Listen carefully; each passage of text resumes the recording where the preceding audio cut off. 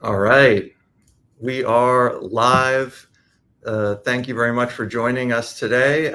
We are talking about state ballot measures here on From the Swamp to the States, the podcast from Americans for Tax Reform. We go across the 50 states to talk about the policies and politics that impact your wallet. Our wonderful guest today is Trent England with Save Our States. Welcome to the podcast, Trent. Yeah, thanks, Doug. I'm really glad to be here. Appreciate you joining this. And there are a lot of election law related measures on the ballot this year. This is a theme, it's a big macro theme we see being discussed by candidates. It's something that has developed rapidly since the pandemic led to a lot of very quick changes on how you could do mail-in voting and all that kind of thing. And since then, there have been a plethora of measures that deal with elections, and this is just following all the state legislative activity we see as well. So Trent, tell us a little bit about Save Our States and just the great work you all do on making sure our elections are free, fair, and secure. Yeah, thanks, Doug. So I created Save Our States 15 years ago, specifically to defend the Electoral College against the National Popular Vote Interstate Compact. So some folks will be familiar with that. It got a little bit of a reference in the presidential race from Walz a couple of weeks ago. So that kind of popped it up on more people's radar, I think. But as we have gone on, we've continued that work to defend the constitutional presidential election process, but we've also expanded to work on things like opposition to ranked choice voting, trying to keep elections simple and verifiably honest and fair, encouraging local governments, or really state governments, to shift local government elections to the ordinary election cycle so that more voters can easily participate. Just trying to make sure that our elections managed in the states. We want to keep the control over elections in the states, but that they're managed well and that voters can have confidence when they go to the polls that the elections are going to be fair and honest. Absolutely. Well, that is extremely important, I think, evidently, but for taxpayers, we include all these measures in our guide because it's very important that the people who you're electing and how they're elected, they get to decide how to spend your tax dollars. So how they're elected, and making sure that system is fair, secure, free, is extremely important. And I think it's kind of an American core principle: no taxation without representation. So appreciate the work you all are doing. And so let's start getting into the ballot measures, because we want to get to the point, and there are a lot of them. But let's start at the bigger themes and start going into individual states on this. Ranked choice voting. So we have proposals on both sides of this in the states, installing ranked choice voting, and some to repeal it, which shows you how well it's going in some of the few states who've tried it. Trent, what are some of the problems with ranked choice voting? Why is this such an important policy that you all track? Yeah, this has become a kind of a wild issue for a bunch of different reasons. One is a lot of it is happening at the local level. There's only 2 states that use ranked choice voting at the state level, and they do it very differently. So when we talk about ranked choice voting, there may be people out there in states where this is on the ballot, and they might not even realize that, because proponents don't want to talk about ranked choice voting. The people pushing this, they have learned that if you talk about ranked choice voting, the mistake they made in Massachusetts a few years ago, they lost, because people don't want to make elections more complicated. That's what ranked choice voting does. I mean, it's more complicated for voters. It's more complex for the people running elections. It's much harder to explain and verify the results. So it's harder to trust. So we don't like it for all these reasons. But the political playing field on this is also maybe not what people would expect. There are some people on the right who are pushing this model, frankly, because they've lost their primaries. Like Lisa Murkowski in Alaska was really the leading reason why Alaska wound up being one of these 2 states with ranked choice voting at the state level. They're also the state trying to repeal it. Mhm. But then on the Democrat side, it really has shaped up as a kind of progressive elites versus blue collar traditional Democrats issue where, and we see this in DC, it's on the ballot in Washington, DC. It seems like it's the progressive elites that are pushing this, and the Washington, DC Democratic Party has actually taken a position opposed to ranked choice voting, kind of following the footsteps of a lot of NAACP leaders that have called out ranked choice voting for potentially really disenfranchising a lot of voters and favoring people who have a lot more information and easier access to that information. So yeah, it's a wild environment out there on ranked choice voting right now, and we're gonna see, I think, some interesting results from the states, because there are 11 ballot measures in 8 states that are related to ranked choice voting. Yeah, and let's first let me remind folks, if you have any questions or you're listening in live, we greatly appreciate it. And you can comment on Facebook, Twitter, YouTube, send us a comment and ask a question to Trent, and we'll get to those towards the end if there are questions. On ranked choice voting, as you mentioned, there are a few states with, let's just quickly cover them. One of the big ones is Nevada, where they're taking the second vote on this to add it to approve ranked choice voting. They have a double approval system in Nevada, so it was okayed last cycle, and now they get a second crack at it to see if voters think differently after having a couple of years to think it through. Georgia, Idaho, other states, and we'll keep listing them out, but are there differences in any of these measures that are important to note? And do you have any sense of where things are at polling wise at this point? Yeah, so there sure are some interesting differences. You mentioned Nevada question 3, that passed with just 53% of the vote 2 years ago, with the people pushing it spending about 10 times more than the opposition. And that's another place where both the Republican Party and the Democratic Party in Nevada are against question 3, because it has this open top 5 primary system, which really rips away from the parties any power to nominate candidates. It means that you can wind up really having almost a 2-stage general election and a 2-step primary election that are sort of overlaid on top of each other. It creates a very confusing, convoluted process.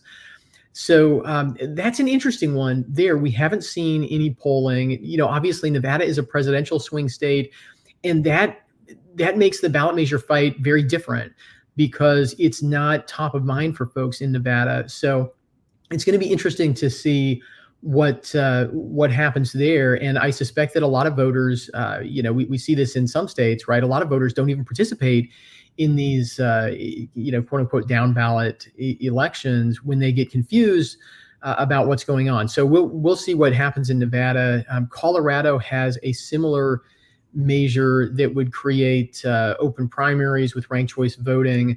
I think people expect that one to pass. It has just a tremendous amount of money behind it. And Colorado has a lot of independent voters, so it's being marketed as a way to help independent voters.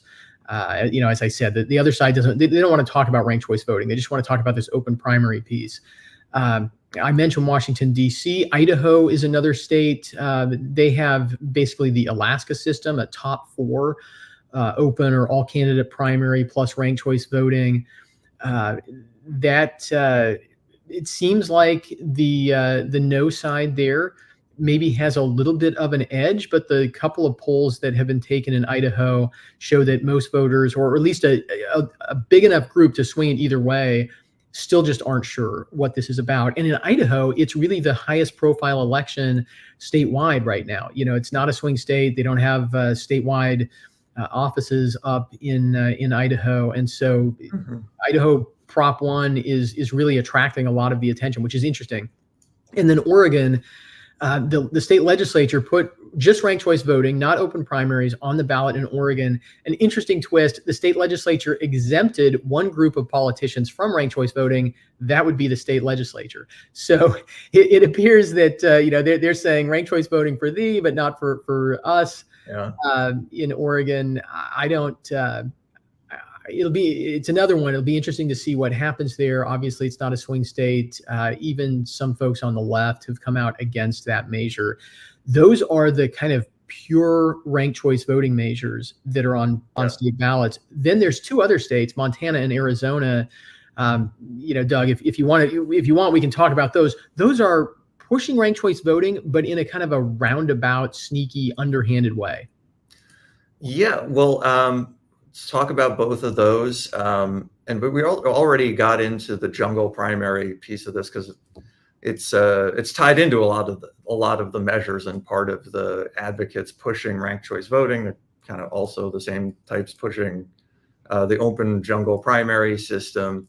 So let's just lap back and just quickly cover that, because I think that is as radical, maybe not, maybe even more radical, because we're talking about eradicating the normal election process. I mean, voters are very used to, hey, general election, I get a clear choice of from very different parties, one nominee. And especially when combined with ranked choice voting, which is on its own, jungle primary all of a sudden turns the primary into the general. It completely upends what people are used to. And for folks who are always talking about democracy, it's very odd to target the lower turnout election, do something people are completely not used to, and then potentially have that smaller election forward on two candidates who are not particularly different to the general, where people show up and say, I thought I was going to get a choice with some significance. Instead, I just have two people who are in the same exact political party to vote on in the general. What is going on with that? I mean, so I'm sure you agree with that. Are there other points that people need to be aware of on jungle primaries and why that is such a crazy and radical change?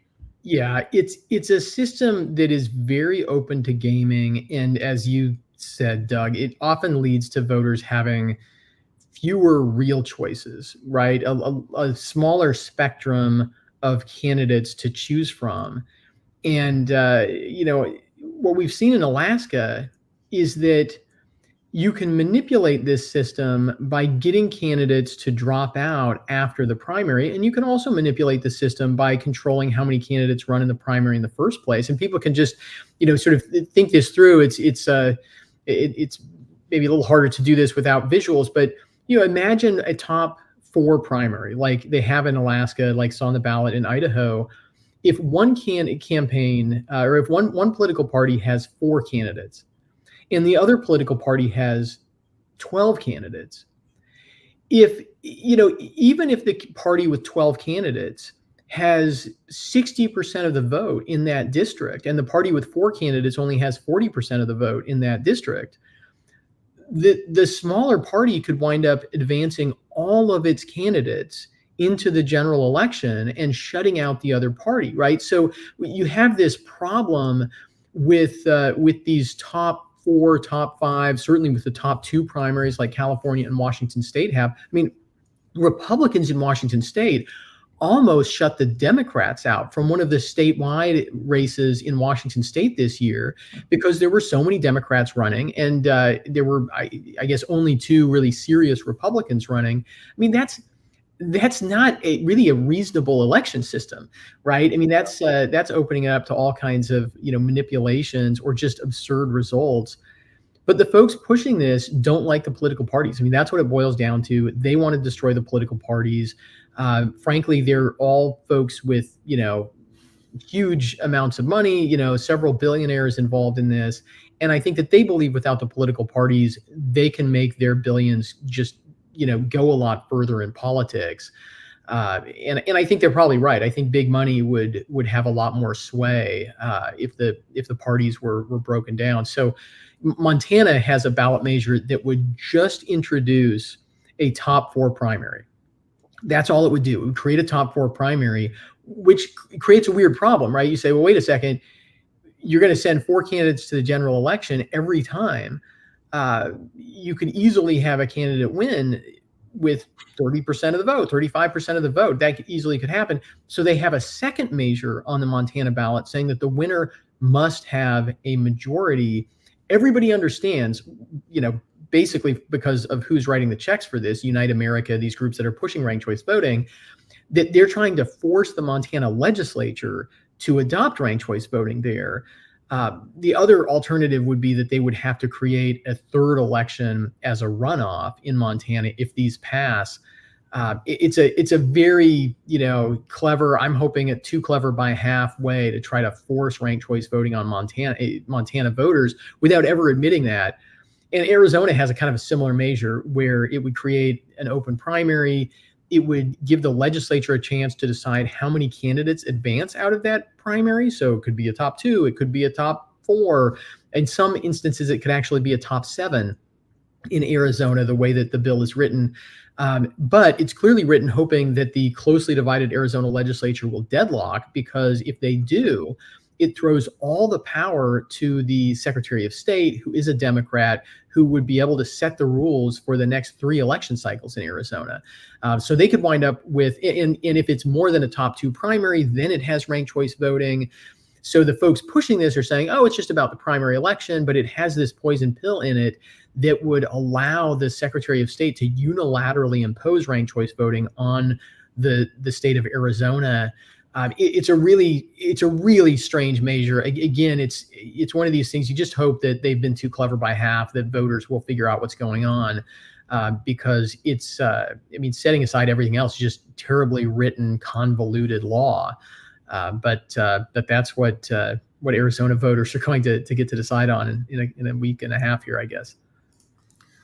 Yeah, absolutely. And the proposition, do you happen to know it off the top of your head for Arizona?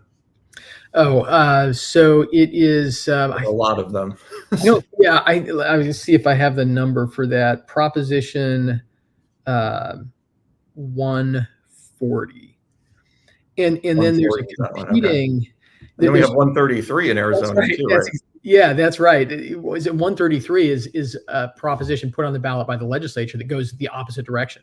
That would say you must allow political parties to control the nomination of their own candidates. So yeah, these 2 things are both on the ballot in Arizona, setting up a real clear choice, I think, for voters on which way they want to go.